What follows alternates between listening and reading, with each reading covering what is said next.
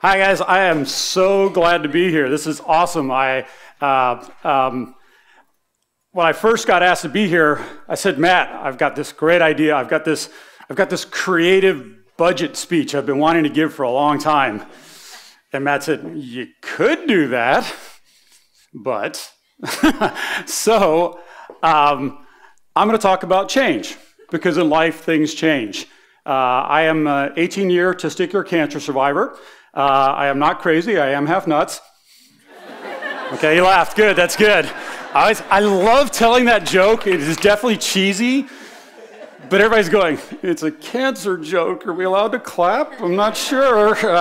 If I tell it to a cancer crowd, they just love it, because they're just like, oh, somebody's, because it's a very serious situation. And I was talking with Tom earlier, and they say that's the difference between comedy and tragedy is timing. So that kind of thing is a big deal. So today we're going to talk about how things have changed from a Livestrong perspective. And so we didn't start with 84 million yellow wristbands. It's been an amazing experience to be part of a fad.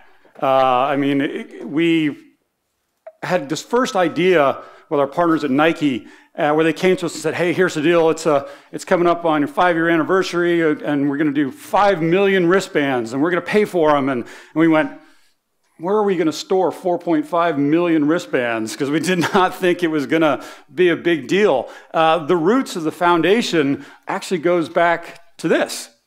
This logo here for what we then called the LAF really got back to the core of how we started out. And so from when we first kicked this thing off, I go back to when we had one employee and the rest of us were volunteers, and we were a well-meaning group of cyclists just wanting to give back to the cancer community as a result, obviously, of our founder, because we didn't also have thousands of supporters around the world. I mean, we're really blessed to have programs like our Livestrong Leaders, Team Livestrong, our Livestrong at the YMCA program, which is all over the country now. But our basic roots go back to a very small organization that was just trying to make a difference. This was our second Livestrong Day in Washington, D.C. That was the staff, all the volunteers, the advocates. I mean, that was everything.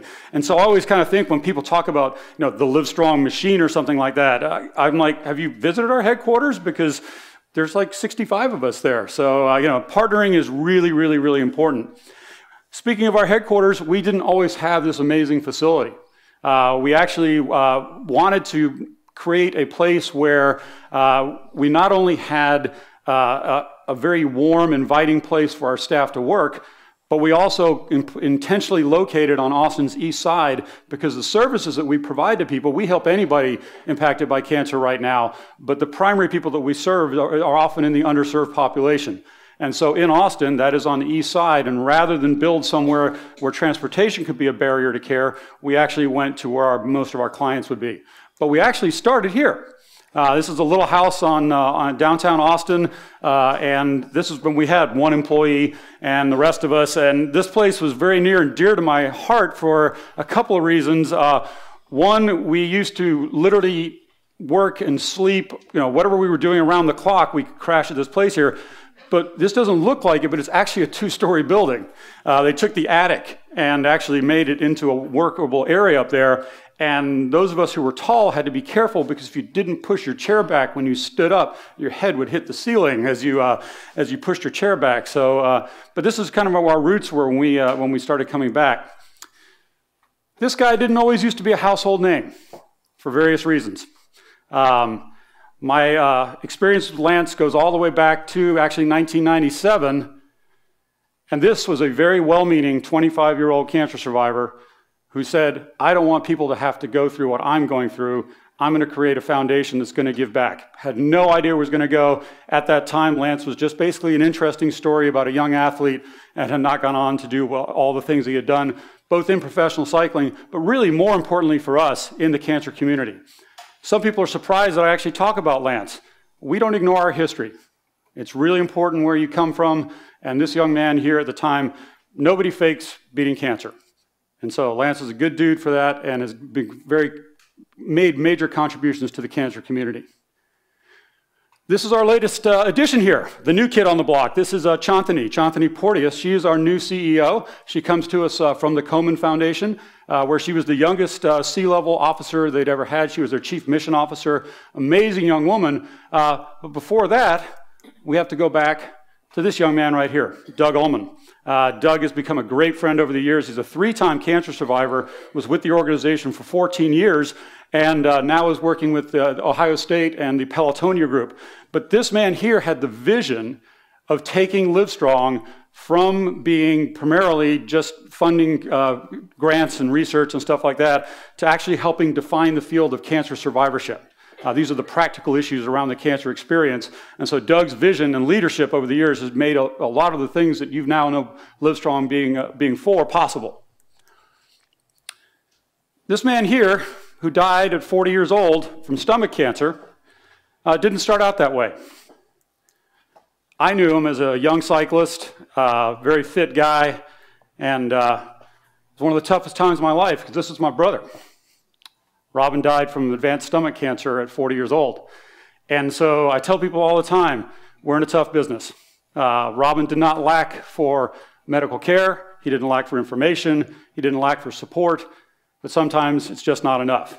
And so if you ask kind of what fuels me, it's not always just my personal story. Because this incredibly good-looking, virile young man that you see before you didn't always look this way. This was me 18 years ago, coming off of chemotherapy and the trials that I had, going through a couple rounds of chemo, a couple of major surgeries, and since then 5 abdominal surgeries, post-treatment stuff, because a lot of people don't realize that when you're diagnosed with cancer, we have to say cancer may leave your body, but it never leaves your life. You know, it definitely changes kind of the way that you are. To kind of show that, and I like to do this now and then, this is a voluntary thing, I'll ask you, if you're a cancer survivor and would like to be recognized, please stand up.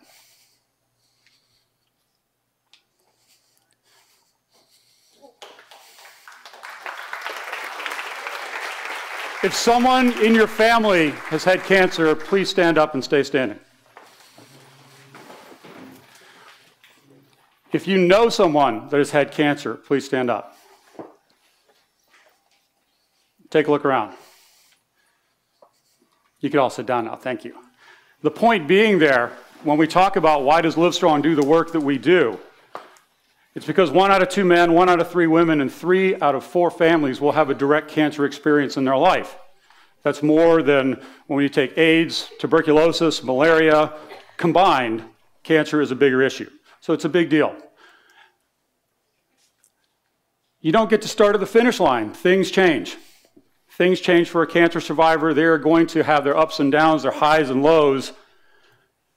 They're going to transform from a point of diagnosis, like this young man, this young woman, and some of you may recognize this dynamic young man, Ethan Zahn, from the show Survivor.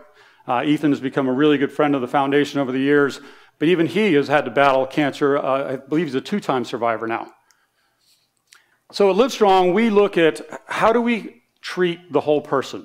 I'll talk a little more about that towards the end, but when you're going from point of diagnosis through treatment and then your after treatment type experiences, there's a lot that needs to happen. And at Livestrong, we look at that basically 3 ways through our navigation.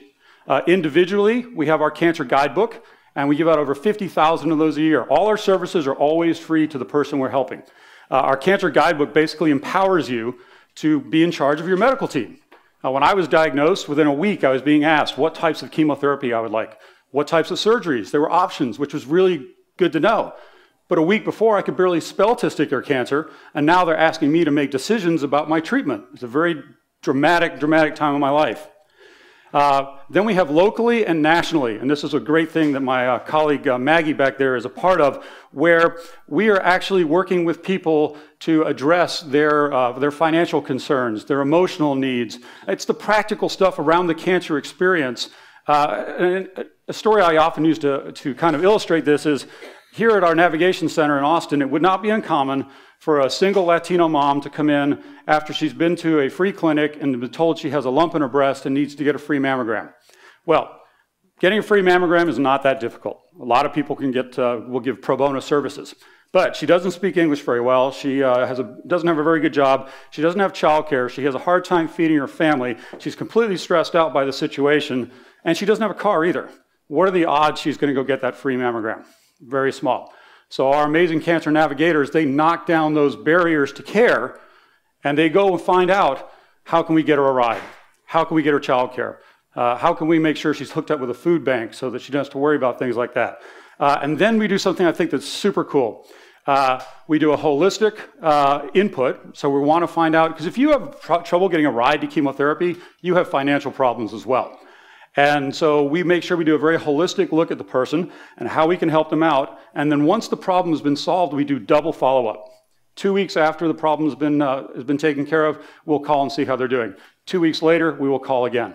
It's a mind-blowing thing to think that that personal touch of customer service makes that much a difference, but it does. Since we're here talking about mental health and wellness, I want to talk just a little bit about what we do here, what Maggie is just absolutely expert in. And when we're looking at the cancer situation, we're not really talking about chronic type disease. When you've gone through a cancer experience, you're looking at more situational things. So that could be anxiety and depression. It could be grief. It could be a whole host of just troubling stuff that you want to get off your chest, or you don't know how to get off your chest. And so as you're looking even at things like finances, the number one reason people go bankrupt in America is because of medical bills. And so we want to make sure that what we can do is we can help counsel them, get them to a good place, make sure they know their insurance options. But what we also do is we don't reinvent wheels. So for instance, we don't have an actual financial counseling division. Rather, it was smarter to partner with the Patient Advocate Foundation, lift them up. That's all they do, and they are very good at it. So why reinvent that wheel and compete with them when we could use the rising tide lifts all boats and actually partner with them and get their services out to the people that need it? A lot of you guys are familiar when we talk about cancer with the idea of physical scars. That could be from having a complete mastectomy. It could be like my buddy here, Aram, who's an amazing brain cancer surgeon. I know we're going to get to some marathon talk coming up. Aram is an amazing marathon runner, and he usually runs and wins pushing his daughter in a stroller. So it's a pretty incredible story. But Aram also had a whole host of issues being a single parent.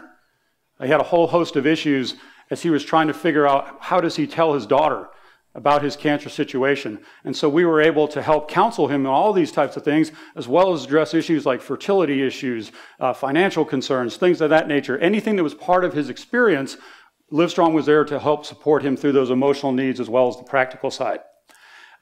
We address the whole person concept, kind of like I told you, and this is a great example of how we do this through partnership. This is our Livestrong at the YMCA program, and this is in hundreds of YMCAs around the country where we provide a free wellness one-on-one post-treatment physical fitness regimen to get people back into life again.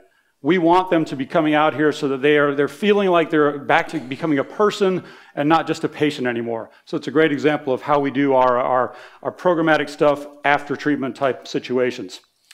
The future is looking really bright for Livestrong. It really is. We have, I said, we've got a new a new CEO in Shantini and an amazing team in Austin. And but here's where we're going. Back in 1997, we were funding direct cancer research, throwing tens of thousands of dollars at a hundreds of billions of dollar problem. From there, we actually helped define and create the field of cancer survivorship, which based on that has led us to cancer navigation, which is helping people through those practical issues that I was telling you about in the cancer space. And the next big thing for us is patient-centered cancer care.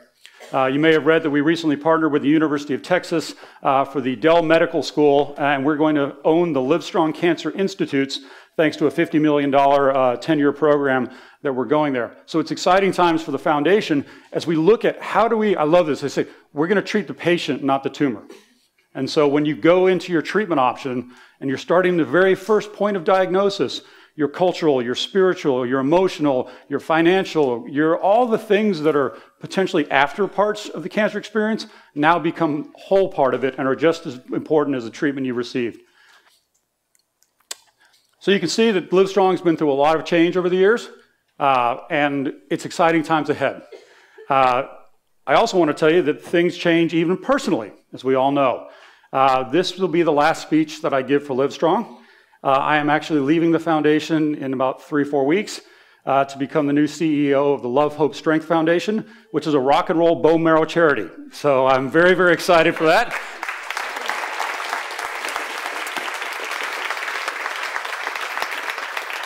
And I was thinking through this as I was inspired today, first off, by all the musicality through this, through Danny and then Dave, and then I was super inspired by Steve this morning. And so I was like, what can I do that's musical now that they will remember that I did? And I'm not going to sing, so that's a very good thing. Then it hit me, group karaoke. So here we go. This is everybody here. I'm going to take my microphone. You don't want to hear this, but you will remember from karaoke.